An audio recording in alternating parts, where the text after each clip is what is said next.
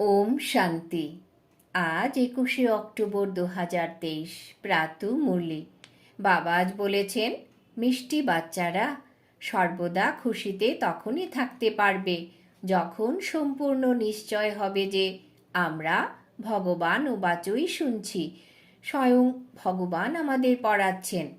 আজকের প্রশ্ন, ড্রামা অনুযায়ী এই সময়ে সবাই কি প্ল্যান করে আর কিসের জন্যে প্রস্তুতি নেয়? উত্তর, এই সময় সবাই প্ল্যান করে এই বছরে এতখানি আনাজ বা ফসল উৎপাদন করব, নতুন দিল্লি, নতুন ভারত হবে। কিন্তু প্রস্তুতি নেয় মৃত্যুর জন্য। সম্পূর্ণ দুনিয়ার গলায় মৃত্যুর হার পরানো আছে। কথায় আছে না, মানুষ চায় একরকম, হয় আরেক রকম। বাবার একরকম প্ল্যান, মানুষের প্ল্যান অন্যরকম। আজকের গীত, কেউ যেন আমায় আপন করে হাসতে দিল শিখিয়ে। ওম শান্তি। নিরাকার ভগবান উবাচ ব্রহ্মা তন দ্বারা। এই প্রথম কথাটি পাকা করে নিতে হবে যে এখানে কোনো মানুষ পড়ায় না, নিরাকার ভগবান পড়ান। ওনাকে সর্বদা পরমপিতা পরমাত্মা শিব বলা হয়। বেনারসে শিবের মন্দিরও আছে, তাই না? সর্বপ্রথমে আত্মার এই নিশ্চয় হওয়া উচিত যে বেহদের বাবা আমাদের পড়ান। যতক্ষণ এই নিশ্চয় নেই ততক্ষণ মানুষ কোনো কাজের নয়, করি তুল্য। বাবাকে জানলে হিরে তুল্য। করি তুল্য ও হিরে তুল্য ভারতের মানুষ হয়। বাবা এসে মানুষ থেকে দেবতায় পরিণত করেন। প্রথমে যতক্ষণ এই নিশ্চয় নেই যে ভগবান পড়াচ্ছেন, ততক্ষণ তারা এই কলেজে বসেও কিছুই বোঝে না। তাদের খুশির পারদ ঊর্ধ্বে ওঠে না। তিনি হলেন আমাদের মোস্ট বিলাভেড পিতা, যাকে ভক্তিমার্গে ডাকা হয়েছিল যে পরমাত্মা দয়া করুন। এই কথা আত্মা বলে। মানুষ তো বোঝে না যে লৌকিক পিতা থাকা সত্ত্বেও আমরা কোন পিতাকে স্মরণ করি। আত্মা মুখে বলে, ইনি আমাদের লৌকিক পিতা, ইনি আমাদের পারলৌকিক পিতা। তোমরা এখন দেহে অভিমানী হয়েছ। বাদবাকি সকল মানুষই হল দেহ অভিমানী। তারা আত্মা পরমাত্মার বিষয়ে কিছুই জানে না।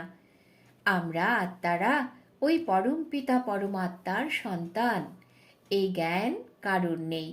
বাবা প্রথমে নিশ্চয় করান, ভগবান উবাচ আমি তোমাদের রাজযোগ শেখাই।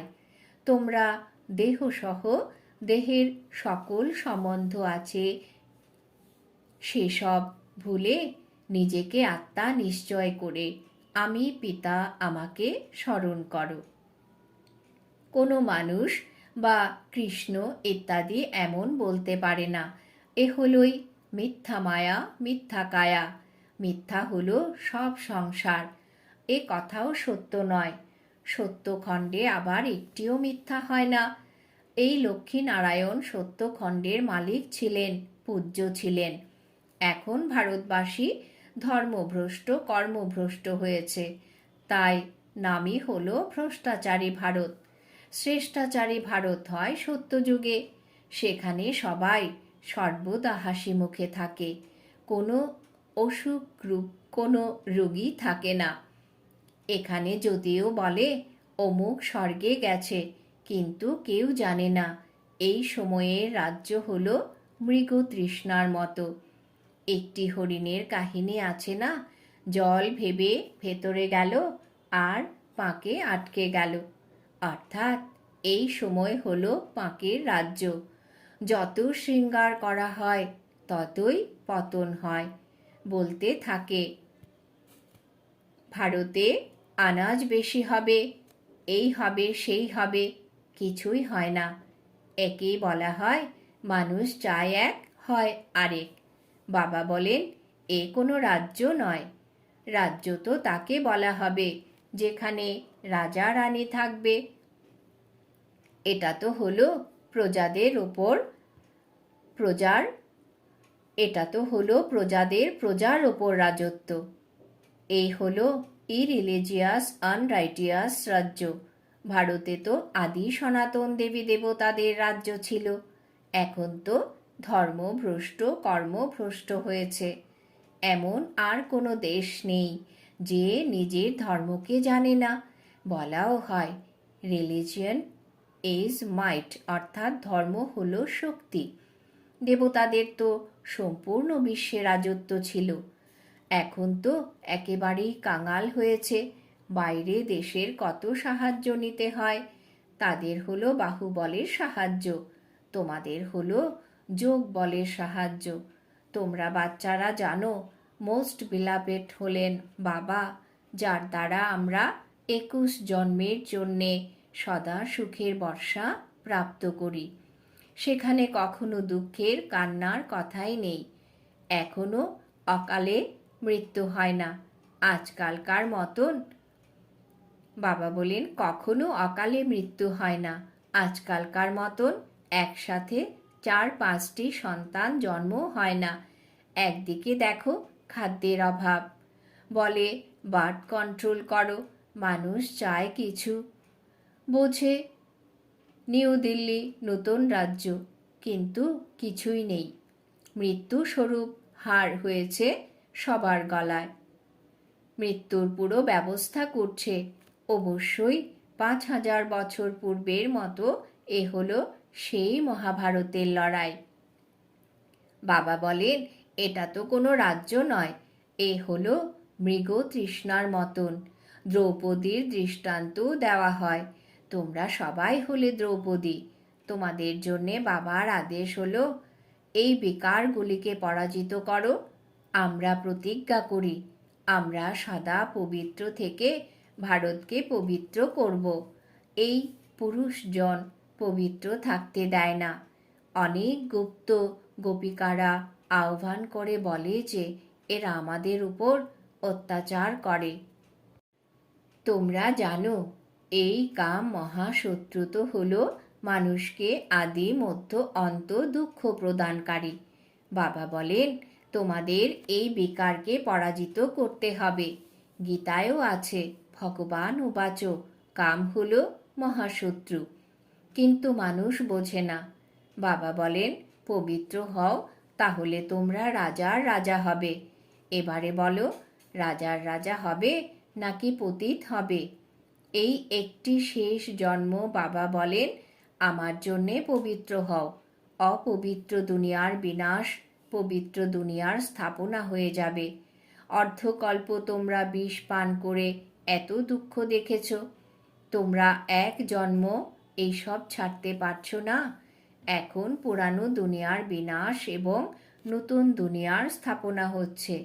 এতে যারা পবিত্র হবে আর পবিত্রে পরিণত করবে তারাই উচ্চ পদমর্যাদা প্রাপ্ত করবে। এই হলো রাজযোগ। তোমরা বলো আমরা হলাম ব্রহ্মা কুমার কুমারী, অর্থাৎ আমরা হলাম অবশ্যই প্রজাপিতা ব্রহ্মার সন্তানও। ব্রহ্মা হলেন শিবের সন্তান। তোমাদের অবিনাশী উত্তরাধিকার প্রদান করেন শিব। এ হলো ইনকর্পোরিয়াল গডফাদারলি ইউনিভার্সিটি। তিনি হলেন হ্যাভেন স্থাপনকারী, উত্তরাধিকার প্রদানকারী শিব। তিনি গডফাদার, ব্লিসফুল, নলেজফুল, পিতা বসে পড়ান। কিন্তু যখন দেহ অভিমান থাকবে না তখন বুদ্ধিতে বসবে। ভাগ্যে না থাকলে ধারণা হবে না। যথাযথভাবে তোমরা হলে জগৎ পিতার সন্তান। ব্রহ্মা কুমার কুমারীরা রাজযোগ শিখছে। তোমাদেরই বিশাল সারণিক স্থাপিত আছে, কত সুন্দর মন্দির আছে।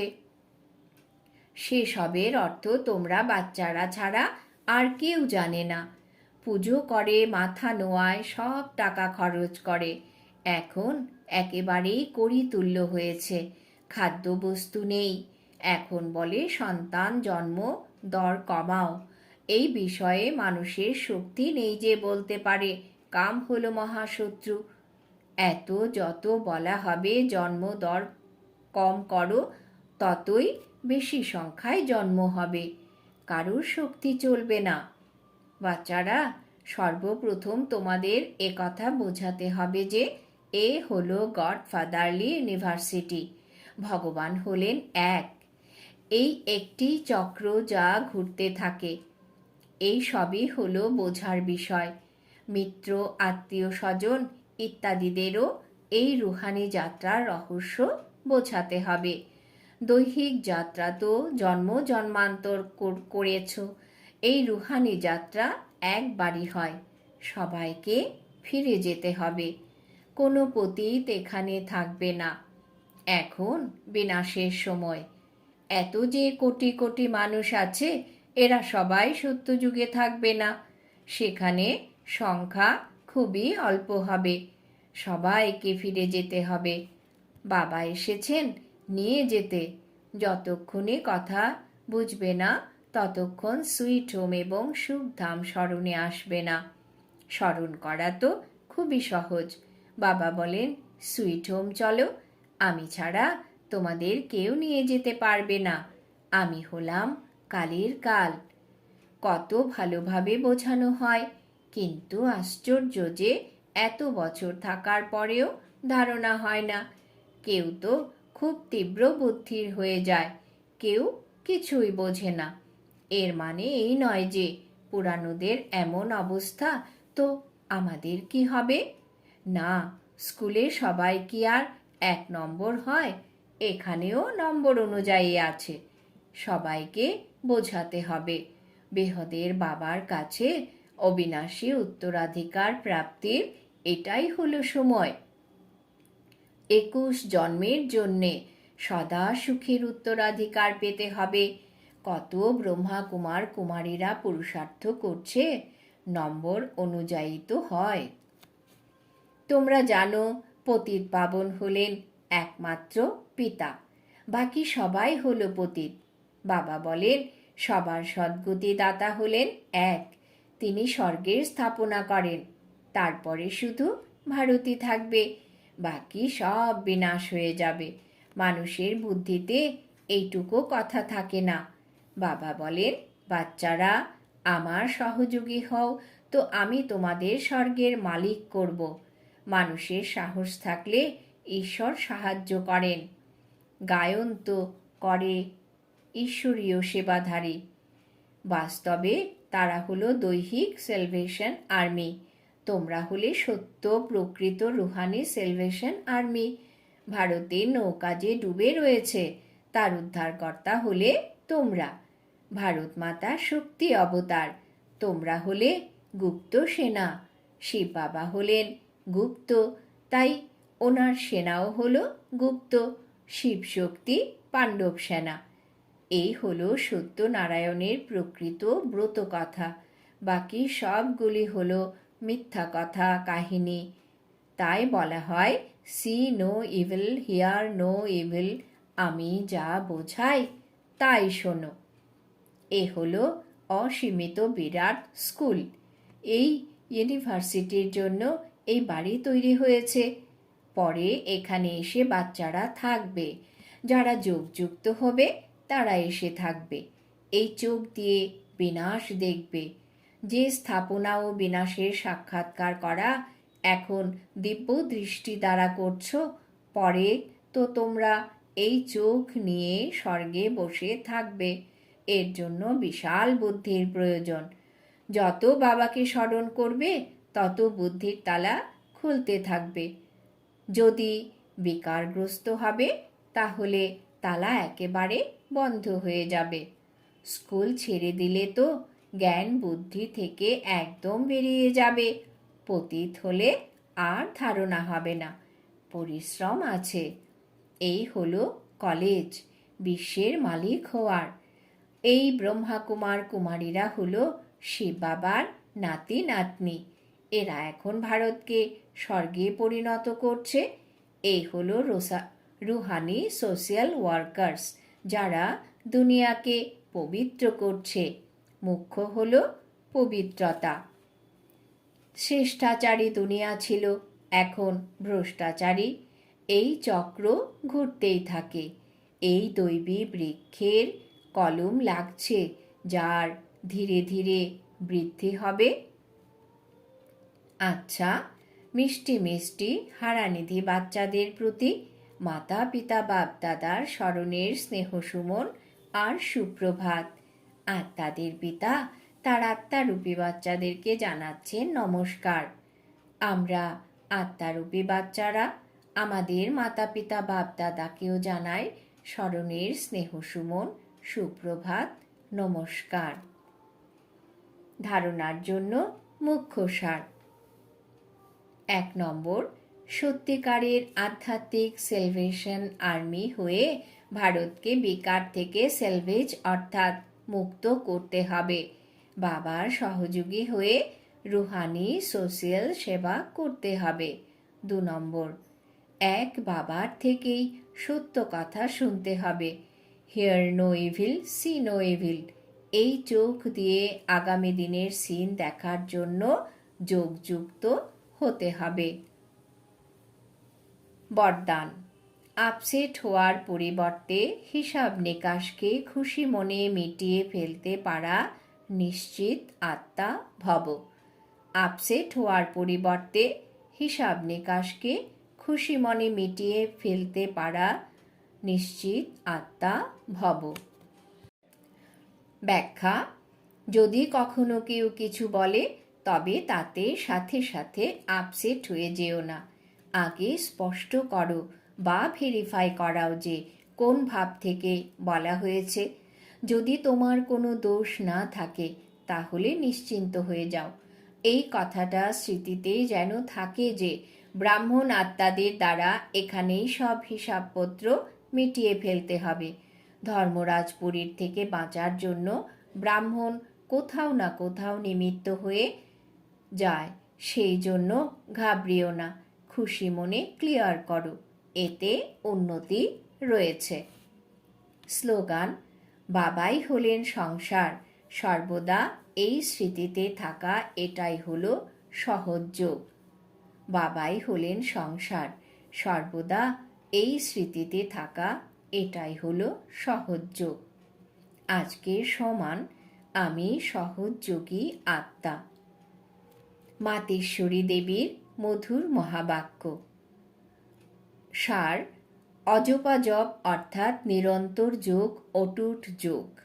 ডেট হল 4/2/1997।